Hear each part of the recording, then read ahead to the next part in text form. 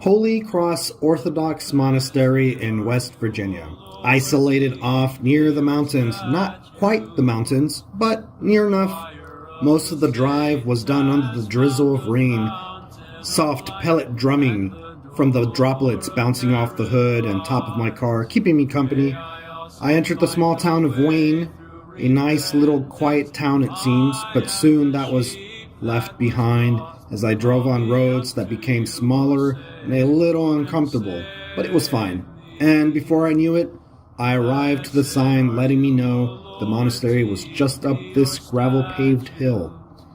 The rain calmed down drastically and I entered the grounds. I followed the directions left to me in an email, parked, and kicked off my weekend with these monks. My wife had recommended I go completely Camel blackout with my phone. I told her that, though I would put the device down and ignore it, I would still not turn it off so I could communicate as needed. It turns out I didn't have to turn it off. I had no signal. But you know what? Being disconnected was very freeing and very refreshing. It also allowed me to take in my surroundings and immerse myself with the environment much better. I participated in every service from Saturday evening to Sunday afternoon. I was fed quite deliciously and shown amazing and very humbling hospitality. At the end of my time there, I felt sad saying goodbye to these people who have decided to live secluded from the world. I felt sorrow leaving such sacred ground. I will say, there's a monk whose job was to take us guests around and in a way host us. Father Martin did a wonderful job, and I appreciate you, Father Martin. If you ever run into this, please pray for me, a sinner. I learned on Saturday the little history of the monastery, and a bit of history on the icons and relics themselves. The monastery was founded in September 1986 by Hieromonk Callistos, who reposed in 1992. And it wasn't in West Virginia back then, though. It was in Hot Springs, Missouri.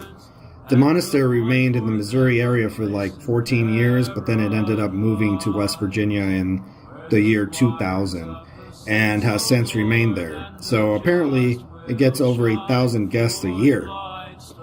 This includes animals too. I can't remember what this dog was being called, but it was either Jack or Jay. Anyway, this dog just showed up one day before I did, and it was given a bath, and now the dog won't leave. I was told they are waiting to see if anyone comes to claim the dog, but as of the 4th day I was there, the dog remained. Jay or Jack is very joyous, and half the time I have no idea where he pops out of, but it was a joy having him suddenly come out of some bushes or under a building I was passing by to get some and collect some pets. Anyway, even though the monastery is called Holy Cross, I learned that its patron saint is actually Saint Pantaleimon. The great martyr and healer Pantaleimon is invoked in the mystery of anointing the sick, at the blessings of water, and in the prayers of the sick. That was that. My time there was done. I pray for the monks there, and I hope to see them one day again. I hope that one day I can be as humble as they are. All right, till next time.